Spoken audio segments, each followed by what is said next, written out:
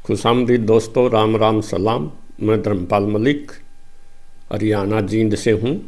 आज की हमारी वीडियो का सब्जेक्ट है, टॉपिक है गुरु अर्जुन देव जी। गुरु अर्जुन देव जी सिखों के 5वें गुरु थे। उससे पहले जो नहीं वो सिखों के 4 गुरु हो चुके थे। गुरु नानक देव जी ने सिख धर्म की स्थापना की। वो खत्री जाति से थे और वेदी थे। उसके बाद गुरु जो नहीं अंगद देव जी बैठे। वो उससे पहले वो भाई लैना उनका नाम था और उनका गोत्र त्रेहन था, वो भी खत्री थे। फिर उनके शिष्य गुरु अमरदास जी बने। वो जोनी बल्ला गोत्र के खत्री थे। फिर उनके शिष्य जोनी गुरु रामदास जी बने। गुरु रामदास जी जोनी सिखों के तीसरे गुरु अमरदास जी के दामाद थे। उनकी बेटी बानी देवी जी की शादी जोनी बीबी बानी देवी जी की शादी गुरु रामदास जी के साथ हुई थी। गुरु रामदास जी ने ही 1574 के अंदर जो है नी अमृतसर शहर बसाया था। वहाँ 2 तालाब बनाए जिनका नाम अमृतसर रखा गया। और इन्हीं गुरु रामदास जी के पुत्र थे, छोटे बेटे थे गुरु अर्जुन देव जी, जो नहीं सिखों के 5वें गुरु बने। आज हम सिखों के 5वें गुरु के बारे में ही आपको बताएंगे। गुरु रामदास जी सोढ़ी थे और वो लाहौर के रहने वाले थे, इसलिए गुरु अर्जुन देव जी भी सोढ़ी थे। और गुरु अर्जुन देव जी का जन्म गोविंदवाल के अंदर हुआ था। उनके पिताजी जैसा कि हमें बता चुके हैं गुरु रामदास जी थे। माता बीबी बानी देवी थी जो गुरु अमरदास जी की बेटी थी। और बीबी बानी देवी जी को अकबर बादशाह ने, जब वो गुरु अमरदास जी से मिलने के लिए गोविंदवाल में मिलने आए, वो इतने प्रभावित हुए गुरु जी से कि उन्होंने गुरु जी को इनाम देना चाहा, लेकिन गुरु जी ने इनकार कर दिया। तब जो उन्होंने 500 बीघे ज़मीन बीबी बानी देवी जी को भेंट स्वरूप दी थी और इसी के अंदर बाद में अमृतसर शहर बसाया गया। गुरु जी की शिक्षा गुरु जी ने गुरुमुखी जो नहीं गुरु अमरदास जी से, अपने नाना जी से सीखी। उन्होंने अपने मामा मोरी जी से गणित सीखा। अपने मामा मोहन जी से जो नहीं समाधि लगाना सीखा। और वो गोविंदवाल में रहते हुए भी घुड़सवारी करना और तीरंदाजी चलाना सीख गए। गुरु जी ने का विवाह जो था वो 19 जून 1579 को माता गंगा देवी जी के साथ हुआ। और इन माता गंगा देवी जी को भाई बुड्ढा के आशीर्वाद से 14 जून 1595 को एक पुत्र पैदा हुआ जिसका नाम हरगोविंद सिंह जी रखा गया। और वही बाद में सिखों के 6ठे गुरु बने। गुरु अर्जुन देव जी को 28 अगस्त 1581 को गुरु गद्दी मिली। गुरु रामदास जी के 3 बेटे थे, पृथ्वीचंद, महादेव और गुरु अर्जुन देव जी। लेकिन गुरु अर्जुन देव जी सबसे इंटेलिजेंट थे, इसलिए गुरु रामदास जी ने उनको अपना उत्तराधिकारी चुना। इस पर पृथ्वीचंद ने ऐतराज़ भी किया और वो सारी जिंदगी जो नहीं गुरु अर्जुन देव जी के टांग अड़ाता रहा। लेकिन भाई बुड्ढा और भाई गुरदास जी के आशीर्वाद से गुरु जी ने सारी समस्याएं जो नहीं वो सारी बाधाएं दूर कर ली। गुरु जी के ने अनेक काम किए जो सिख धर्म के अंदर। गुरु जी ने सबसे पहले तो गुरु को हरि मंदिर दिया। हरि मंदिर जो गोल्डन टेम्पल जिसको आजकल कहते हैं, ये अमृतसर के अंदर है। और इसकी पहचान वही है जैसे मुसलमानों के लिए मक्का है और हिंदुओं के लिए बनारस है, ठीक इसी प्रकार से सिखों के लिए अमृतसर जो एक पवित्र स्थान है। और अमृतसर के अंदर आज भी शराब के ठेके खोलना अलाउड नहीं है, ये एक पवित्र नगरी है। गुरु अर्जुन देव जी सेकुलर आदमी थे। उन्होंने मंदिर की नींव, हरि मंदिर की नींव जो नहीं वो मियाँ मीर से रखवाई। मियाँ मीर जो नहीं वो सूफी लाहौर के एक सूफी संत थे, उनका मकबरा भी लाहौर के अंदर है। गुरु जी ने ये मंदिर बनकर 1590 के अंदर तैयार हो गया। गुरु जी ने मंदिर के लिए हिंदुओं और सिखों से चंदा लिया, मुसलमान मियाँ पीर से नींव रखवाई। इस प्रकार ये धर्मनिरपेक्षता का प्रतीक है। मंदिर के अंदर 4 दरवाजे हैं और चारों दरवाजे चारों दिशाओं का और चारों वर्णों का प्रतीक हैं। यानी चारों वर्ण ब्राह्मण, वैश्य, शूद्र और अक्षत्रिय सबका इसके अंदर प्रवेश अलाउड है। गुरु जी ने जानबूझकर मंदिर को जो नहीं, मंदिरों के, हिंदू मंदिरों के जो नहीं वो चबूतरे जो नहीं वो ऊंचे होते थे, लेकिन इसका चबूतरा जमीन से भी थोड़ा नीचे रखा गया जो कि विनम्रता का, नम्रता का प्रतीक है। गुरु जी ने ये सिखों को एक सेंट्रल प्लेस दे करके एक बहुत बड़ा काम किया है। ये सिखों का मक्का और बनारस कह सकते हैं इसको, सिखों के लिए बहुत ही पवित्र स्थान है ये। मैंने भी 2 बार गुरु हरमंदिर साहिब के अंदर माथा टेका है। बाद में महाराजा रणजीत सिंह ने इस मंदिर को सोने से मंडवा दिया था, इसलिए इसको आजकल गोल्डन टेम्पल कहते हैं। गुरु जी का ने ये मंदिर बनाने का कार्य 1590 में पूरा हो गया।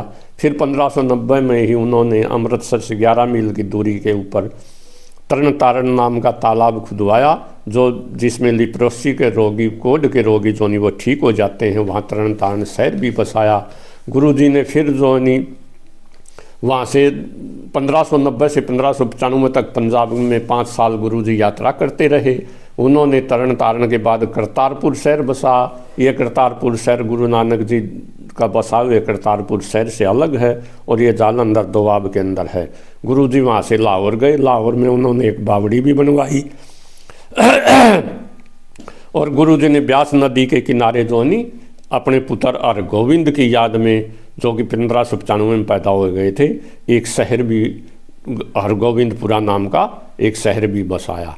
इस प्रकार गुरुजी ने अनेक काम किए। गुरुजी का अकबर के साथ जो नहीं बड़े अच्छे रिलेशन थे। जैसे कि हम पढ़ते हैं सिखों गुरुओं का इतिहास और मुगलों का इतिहास साथ साथ चलता है। नानक जी जो नहीं 1469 के अंदर पैदा हुए और बाबर 1526 के अंदर भारत के अंदर पानीपत की लड़ाई जीत के यहाँ का बादशाह बना। इसी प्रकार औरंगजेब 1707 के अंदर 2 मार्च 1707 को जो स्वर्ग सिधार जाता है और सिखों के 10वें गुरु गोविंद सिंह जी भी 7 अक्टूबर 1708 को इस फानी दुनिया से कूच कर जाते हैं। ये 239 साल का पीरियड जो नहीं गोल्डन पीरियड, सिखों का भी गोल्डन पीरियड था और मुगलों का भी गोल्डन पीरियड था। दोनों 7 साल चलते हैं। शुरू में सिखों और गुरुओं में और मुगल बादशाहों में बड़े अच्छे संबंध थे। बाबर ने एक बार नानक जी को अमीनाबाद के अंदर कैद भी कर लिया था, लेकिन जब उनको पता लगा कि नानक जी बहुत बड़े संत हैं तो उन्होंने बड़ा पछतावा हुआ, माफ़ी मांगी और नानक जी को बरी किया।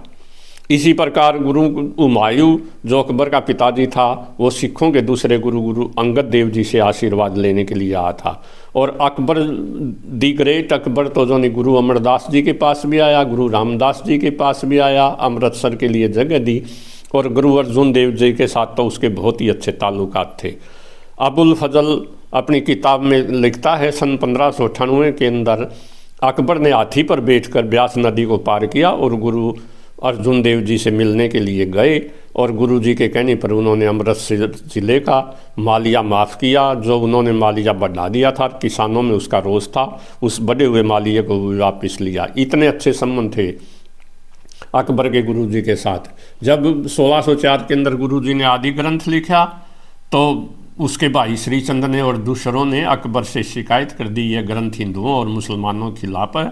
जब भाई बुड्ढा और भाई गुरदास ने गुरु ग्रंथ साहिब को, आदि ग्रंथ को अकबर को पढ़कर सुना तो अकबर बड़ा खुश हुआ और उसने कहा इसमें कोई भी ऐसी चीज़ नहीं है जिस पर कोई एतराज़ किया जा सके।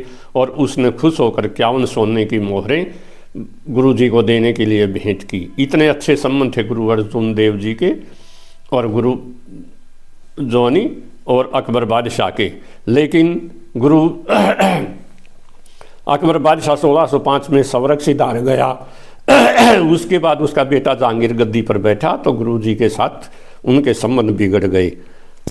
गुरु जी ने अनेक काम किए, जैसे उन्होंने सुखमणि साहिब की रचना की। सन 1602 के अंदर गुरु अर्जुन देव जी ने किताब लिखी है, ग्रंथ लिखा है जिसको सुखमणि साहिब कहते हैं। ये बहुत ही अच्छी जोनी किताब है और इसको ये सुख की मणि है। डिप्रेशन के रोगियों के लिए, बहुत मन को शांत करने के लिए इसके पढ़ने से मन शांत हो जाता और आदमी को बड़ी शांति मिलती है। मणि इसका नाम इसलिए रखा गया है, जैसे हिंदुओं की एक वेदों के अंदर लिखा है तमसो मा ज्योतिर्गमय, ए परमपिता परमात्मा मुझे ज्ञान से अज्ञान की ओर ले चल, अंधेरे से प्रकाश की ओर, चांदने की ओर ले चल। तो गुरु जी कहते हैं ये मणि है, ये कोई दीवा नहीं है जो आंधी बरसात में बुझ जाएगा। इसी प्रकार ये संसार में मणि जोनी ज्ञान का प्रकाश फैलाती है, इसलिए इसको सुखमणि कहते हैं और इसका गुरुद्वारों के अंदर जाप भी किया जाता है। गुरु जी ने 1604 के अंदर जोनी आदि ग्रंथ की स्थापना की। गुरुदेव जी ने बोलते रहे और भाई गुरदास जी लिखते रहे। क्योंकि लोगों ने पांचों गुरुओं की वाणियों के अंदर अब मिक्स करना शुरू कर दिया था अपनी भाषा को, इसलिए गुरुजी ने आदि ग्रंथ की जो नहीं वो रचना की। आदि ग्रंथ 30 अगस्त 1604 को बनकर तैयार हो गया और उस दरबार साहिब के अंदर स्थापित कर दिया गया और पहले ग्रंथी बने बाबा बुड्ढा, जो हरिमंदिर साहिब के पहले ग्रंथी थे। गुरु ग्रंथ साहब के अंदर 36 संतों की, 15 भगतों की वाणियाँ हैं और 5 गुरुओं की वाणियाँ हैं और सबसे ज़्यादा वाणी गुरु अर्जुन देव जी की है। गुरु अर्जुन देव जी बहुत ही अच्छे स्कॉलर और बहुत ही अच्छे पोइट थे। जब पृथ्वीचंद ने गुरु ग्रंथ साहब की जोनी वो शिकायत की तो अकबर को ये सुनाया गया और अकबर ने जोनी कहा इसमें कोई भी एतराज़ वाली चीज़ नहीं है, आदि ग्रंथ ही अब सिखों का जोनी उसने गुरु का स्थान ले लिया है। गुरु जी ने मसंद सिस्टम शुरू किया। मसंद वो होते का मतलब वो होता ऊंची जगह पर बैठने वाला, मसंद वो थे। गुरु जी ने सिखों को ये कहा कि अपनी कमाई का 10वां हिस्सा दान में देना चाहिए, दशांध, और वो इस दशांध को इकट्ठा करते थे। वो गुरुओं सिखों के झगड़ों को भी निपटाते थे, इसलिए जुडिशरी भी उनके हाथ में आ गई और सिखों को जो है नी गुरु जी के दरबार में लाते थे, इसलिए सिखों का एक बहुत बड़ा ऑर्गेनाइजेशन खड़ा हो गया। गुरु जी के समय में ही मांझा और दोबाबा के जाटों ने, किसानों ने जो नी सिख धर्म को अपनाया और जो नी गुरु जी ने अपने शिष्यों को, अपने सिखों को घोड़ों का व्यापार करने की सलाह दी, इसलिए दूर दूर से घोड़े लेकर सिखाते थे तो वो घुड़सवारी करना सीख गए।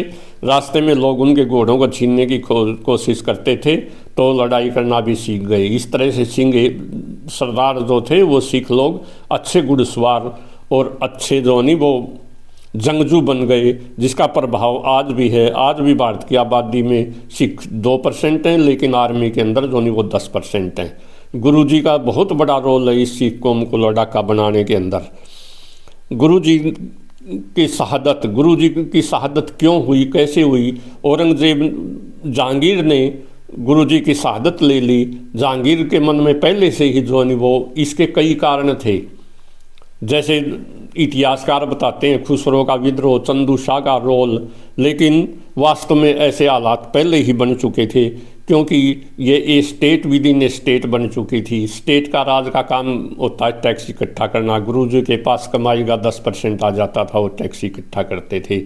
राज का काम होता है न्याय करना। मसंद लोग सिखों के झगड़ों को निपटाते थे और बड़े झगड़े जो नहीं वो गुरुजी के दरबार में आते थे और गुरुजी का कहना सभी मानते थे। एक मुसलमान इतिहास के लिखता है गुरुजी को सच्चा बादशाह कहा जाता था कि गुरुजी ही रियल बादशाह हैं, रियल किंग हैं, और जहांगीर तो झूठा किंग है। सिखों ने अपने गांव के अंदर अखाड़े खोल लिए और बच्चों को हथियार चलाना भी सिखाने लगे। एक अपने आप में एक ऑर्गेनाइजेशन खड़ा हो गया, सिख व्यापार भी करने लगे। इस प्रकार स्टेट के जो एलिमेंट होते हैं वो सारे जो नहीं सिक्के के अंदर मौजूद थे। ये एक स्टेट विद इन स्टेट, राज्य के अंदर एक राज्य बन गया था जिसे कोई भी राजा सहन नहीं कर सकता। कट्टर हिंदू जो थे वो भी जो नहीं गुरुजी के खिलाफ थे, क्योंकि गुरुजी का जाति पाति व्यवस्था में कोई विश्वास नहीं था। वो जाति पाति का विरोध करते थे, गुरुजी मूर्ति पूजा का विरोध करते थे, गुरुजी अवतारवाद का भी विरोध करते थे। और जो नहीं गुरुजी को आम भाषा के अंदर पंजाबी भाषा में और लोकल भाषा में लोगों को उपदेश देते थे, लेकिन ब्राह्मण कट्टर ब्राह्मण लोग जो नहीं संस्कृत को पवित्र भाषा मानते थे। इस प्रकार वे गुरुजी से अंदर से नाखुश थे। उसी सन तुझ के बाबरी के अंदर लिखी है जहांगीर ने अपनी आत्मकथा। तुझ के बाबरी के अंदर जहांगीर लिखता है कि मैं बहुत समय से मेरे मन में एक विचार आ रहा है। ब्यास नदी के किनारे पर एक साधु है, संत है, वो जो नहीं हिंदुओं को और बेवकूफ़ किस्म के मुसलमानों को बरगला रहा है, उनको बहका रहा है। मेरे मन में ये ख्याल कई दिन से चल रहा है कि उस दुकान को या तो बंद किया जाए या उस संत को जो नहीं इस्लाम कबूल करवाया जाए। इसलिए ये झगड़ा होना आवश्यक ही था। लेकिन उसी समय एक कारण बना कि 1605 के अंदर अकबर की मौत हो गई और जोनी गद्दी के लिए अकबर के दरबार में 2 गुट बन गए। एक खुसरो को बादशाह बनाना चाहता था जो अकबर का पोता था, और दूसरा जहांगीर को बनाना चाहता था, लेकिन अकबर बादशाह ने जहांगीर को राजा तो डिक्लेयर कर दिया, उसके बेटे खुसरो ने जोनी रिवोल्ट कर दिया, विद्रोह कर दिया। और वो विद्रोह करके पंजाब की तरफ आया था। यहाँ उसने गुरु अर्जुन देव जी से आशीर्वाद भी लिया था। गुरु जी ने उसको केसर का तिलक भी लगाया था और कुछ इतिहासकार ये भी बताते हैं कि गुरु जी ने उसकी मदद भी की थी, क्योंकि वो दिल्ली से आगरा से 300 घोड़े लेकर चला था, लेकिन जब वो लाहौर पहुंचा तो उसके पास 2300 घुड़सवार थे और सैनिक थे।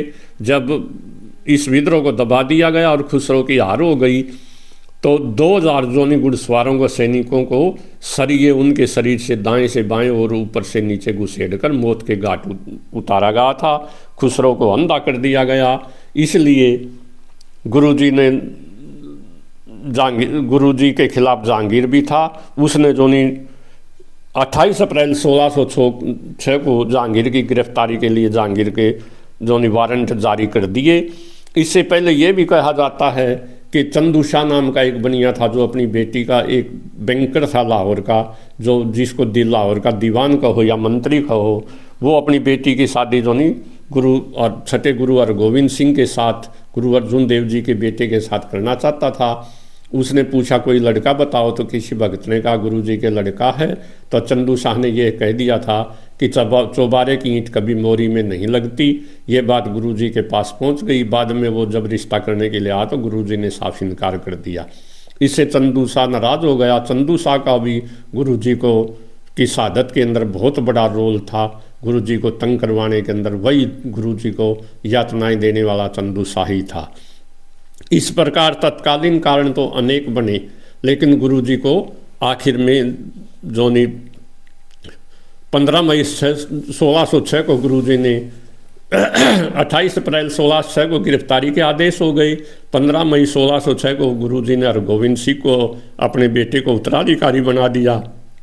20 मई को मुर्तजा शाह को, जिसकी ड्यूटी गुरुजी को पकड़ने के लिए लगाई गई थी, उसके सामने गुरुजी पेश हो गए और 30 मई को फिर उनको लाहौर ले जाएगा। वहाँ पर अनेक यातनाएं देकर, जैसा कि हमें पता है, उबलते हुए पानी में, तपती हुई रेत में, तपता जलता हुआ तेल उनके ऊपर डाला गया। गुरु जी को अनेक यातनाएं दी गई और ये यातनाएं देने वाला चंदू शाह था।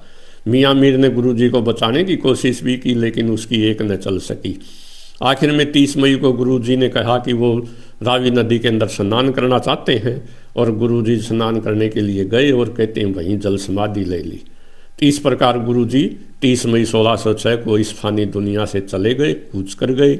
लेकिन गुरु जी की शहादत का असर क्या हुआ? उससे पहले गुरु सिख वाणी के अंदर था, तेरा बहाना मीठा लागे, ये शांति का धर्म था। लेकिन छठे गुरु हरगोविंद जी ने सिखों को 2 तलवारें दी, मीरी और पीरी। एक जो जुल्म के खिलाफ लड़ना सिखाया कि जुल्म के खिलाफ लड़ने के लिए हथियार उठाने पड़ेंगे, और वो हथियार सिख लोग आज तक उठाए हुए हैं, 1606 से लेकर के आज तक। संत सिपाही का जो गुरु जी गोविंद सिंह जी ने संत सिपाही का कॉन्सेप्ट दिया, वो भी इसी का प्रतीक था कि सिखों को जो नहीं, वो एक संत भी रहना है और सिपाही भी, हथियार भी उठाने हैं। जुल्म को कभी, जब शांति के सारे रास्ते बंद हो जाएं तो आदमी को तलवार उठा लेनी चाहिए।